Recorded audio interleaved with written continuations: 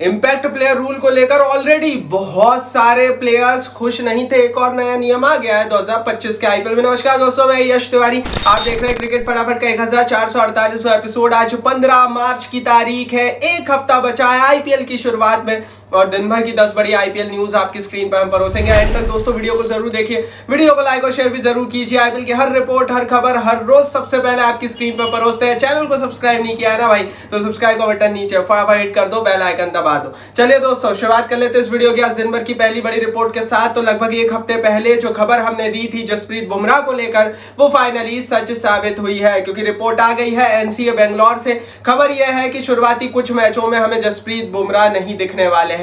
दरअसल दोस्तों champions trophy के दौरान ही जसप्रीत बुमराह की कुछ वीडियोस वायरल हुई थी, जिसमें कहा यह जाने लगा था कि आईपीएल के लिए वो पूर्ण रूप से फिट है और आईपीएल खेलने की तैयारी कर रहे हैं। अब वो वीडियोस तो सही थी, लेकिन आईपीएल खेलने की तैयारियां करने की इजाजत भी जरूरी है। एनसीए बेंगलोर जसप्रीत बुमराह के ऊपर कड़ी नजर बनाए हुए उनकी फिटनेस के ऊपर, और अभी की स्थिति में कोई एनओसी जो है एनसीए बेंगलोर ने नहीं दी है। मतलब पहला मैच या शुरुआती कुछ मैच तो वो नहीं खेलने वाले, इतना कंफर्म है। और मेरा मानना यह है कि अगर इंजरी सीरियस है, इशू सीरियस है बुमराह का, तो उन्हें पूरे आईपीएल से बाहर होना चाहिए, क्योंकि उन्हें हिंदुस्तान के लिए खेलना ज्यादा इंपॉर्टेंट है, मुंबई इंडियंस के लिए नहीं। भारत को उनकी जरूरत है आने वाले कई टूर्नामेंट्स में। हमें इंग्लैंड का दौरा करना है, उसके बाद बड़े बड़े टूर्नामेंट्स और आ रहे हैं, तो इंडिया को उनकी जरूरत है और इसीलिए एनसीए बेंगलोर भी रोक लगाए हुए हैं। तो पहला मैच मुंबई इंडियंस का, हार्दिक पांड्या पिछले साल के बैन के कारण पहला मैच नहीं खेलेंगे और हमें बुमराह भी नहीं दिखने वाले। हालांकि मुंबई इंडियंस में कुछ और भी पकड़ा है, वीडियो को एंड तक देखते जाना। आगे बढ़ते हैं, दूसरी बड़ी रिपोर्ट की बात करते हैं। तो इंजमाम उल हक ने दूसरी दफा एक बार फिर आईपीएल पर बड़े कड़े सवाल उठा दिए। इंजमाम उल हक बोलने लगे कि भैया मार्की प्लेयर्स को अपने अपने क्रिकेट बोर्ड्स को आईपीएल खेलने के लिए नहीं भेजना चाहिए। मतलब जो बड़े बड़े सारे प्लेयर्स आईपीएल में विदेशी उपलब्ध होते हैं उन पर रोक लगनी चाहिए। इंजमाम उल हक के हिसाब से, जो कि बहुत बड़े अपने समय के पाकिस्तान के प्लेयर रहे, कह रहे हैं कि भाई आईपीएल ने दुनिया की क्रिकेट को डिस्ट्रक्ट करके रखा हुआ है और आईपीएल के कारण प्लेयर्स अपने देश को अहमियत नहीं दे रहे हैं और ये उन्हें पसंद नहीं आ रहा। अब यार देखो, मेरे हिसाब से तो अगर लोगों को कोई लीग पसंद है, प्लेयर्स को उसमें पैसा मिल रहा है, प्लेयर्स को उसमें खेलना पसंद है, सबका फायदा हो रहा है, लोग भी इंजॉय करते हैं आईपीएल, तो इंजी भाई को क्या दिक्कत है? मेरे हिसाब से भैया देखो, इंजमाम उल हक को जो सबसे बड़ी दिक्कत होगी ना, वो इनके पाकिस्तानी प्लेयर्स की आईपीएल में बैन को लेकर होगी। पाक प्लेयर्स आईपीएल नहीं खेलते हैं, जिसका उन्हें नुकसान होता है, इंटरनेशनल लेवल पर वो पिछड़ जाते हैं। और इसीलिए ये पाकिस्तानियों का एक अलग ही रोना चलता है कि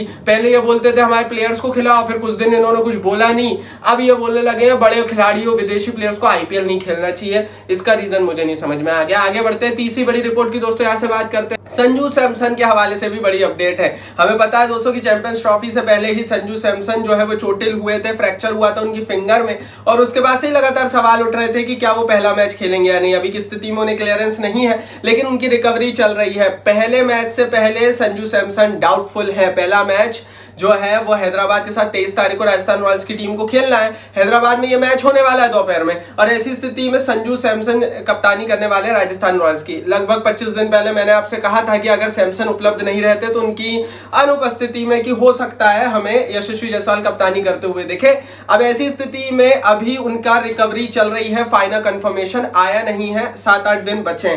संजू सैमसन को लेकर दोस्तों जो भी आगे अपडेट आएगी, वो कितने मैच खेल रहे हैं, क्या पहला मैच खेलेंगे, सब कुछ सबसे पहले हमारे टेलीग्राम पेज पर देंगे। टेलीग्राम पर हर अपडेट, हर खबर, हर रोज सबसे पहले देते हैं। यार ज्वाइन नहीं किया तो आईपीएल का पूरा मजा हमारे टेलीग्राम पेज पर मिलेगा, link is in the description box. फटाफट टेलीग्राम परिवार का हिस्सा बन जाओ। चलिए दोस्तों आगे बढ़ते हैं। अब चौथी बड़ी रिपोर्ट की, चौथी बड़ी खबर की यहाँ से बात कर लेते हैं। तो रोहित शर्मा अचानक से मालदीव्स चले गए अपनी फैमिली के साथ, और वो वेकेशन मालदीव्स में एंजॉय कर रहे हैं। आपको बता दूं दोस्तों कि एमआई कैंप का हिस्सा वो बन गए थे शायद 13 तारीख के आसपास, लेकिन उसके बाद उन्होंने एमआई कैंप को छोड़ दिया और अपने फैमिली के साथ मालदीव्स गए।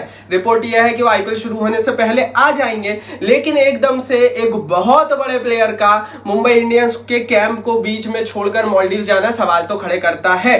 क्या वो वैल्यू मुंबई इंडियंस वाले नहीं दे रहे हैं रोहित शर्मा को? हमने पिछले साल ही वो सब कुछ देख लिया दुनिया की आंखों के सामने। दैट्स व्हाई रोहित शर्मा भी अब मुंबई इंडियंस की टीम में बस एज ए प्लेयर रहना चाहते हैं। दैट्स व्हाई वो आईपीएल, इतने अहम आईपीएल से तुरंत पहले भैया छुट्टियों पर गए।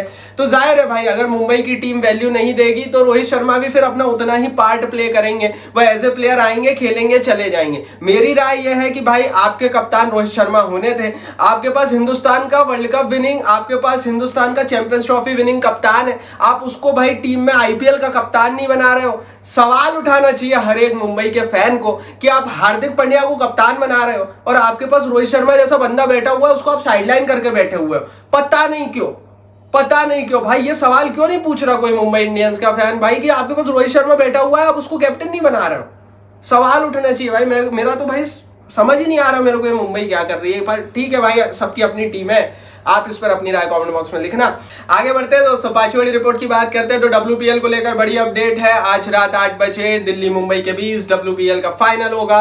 बुरबॉन स्टेडियम में ये मैच होने वाला मुंबई में। अब सवाल ये नहीं है कि डब्ल्यूपीएल का फाइनल हो रहा है, सवाल ये है कि वुमेन्स क्रिकेट की ये स्थिति क्यों बनी। अब ये स्थिति से क्या तात्पर्य, बीसीसीआई ने जो व्यूअरशिप के आंकड़े एक्सपेक्ट किए थे, जो दर्शकों के आंकड़े एक्सपेक्ट किए थे डब्ल्यूपीएल से, उसके आधे भी नहीं आए हैं। डब्ल्यूपीएल इस साल का फ्लॉप रहा है। कहने में अच्छा नहीं लग रहा है, लेकिन जो 2 साल पहले एक लीग शुरू हुई थी, 3 साल पहले तीसरा संस्करण ये हो गया। इससे बहुत उम्मीदें थी बीसीसीआई को, लेकिन शुरुआत में तो बहुत हम लोगों ने सपोर्ट किया वुमेन्स क्रिकेट को। पहला सीजन काफ़ी अच्छा गया, लेकिन अब आंकड़े बहुत ड्रास्टिकली नीचे जा रहे हैं। और अब सवाल ये भी उठने लगा है कि आगे कितने दिनों तक ये डब्ल्यूपीएल को सस्टेन बीसीसीआई कर पाएगा, क्योंकि अगर व्यूअरशिप के आंकड़े नहीं है तो स्पॉन्सरशिप नहीं है, और स्पॉन्सरशिप नहीं है तो पैसा नहीं है, और पैसा नहीं है तो लीग नहीं है। एंड दैट्स वाई डब्ल्यूपीएल को लेकर अलार्मिंग सिग्नल है। आगे बढ़ते हैं, छठी बड़ी रिपोर्ट की बात करते हैं। आरसीबी के अनबॉक्स इवेंट को लेकर बड़ी अपडेट है। 17 मार्च को बेंगलोर में अनबॉक्स इवेंट, परसों के दिन होगा। दोपहर 4 बजे ये अनबॉक्स इवेंट होने वाला है। 400 रुपए से लेकर 8,000 रुपए तक की टिकट्स चिन्नास्वामी स्टेडियम में आप जाकर देख सकते हैं इस पूरे अनबॉक्स इवेंट को। इस अनबॉक्स इवेंट में गाने होंगे, पार्टी होगी, विराट कोहली उपलब्ध रहेंगे, वहां आएंगे, नई जर्सी को दिखाया जाएगा, बहुत कुछ होने वाला है। तो अनबॉक्स इवेंट में आप जरूर देखिएगा। और हाँ, आरसीबी के ऑफिशियल ऐप को डाउनलोड कर लेना, वहां पर भी आप अनबॉक्स इवेंट की लाइव स्ट्रीमिंग देख पाओगे।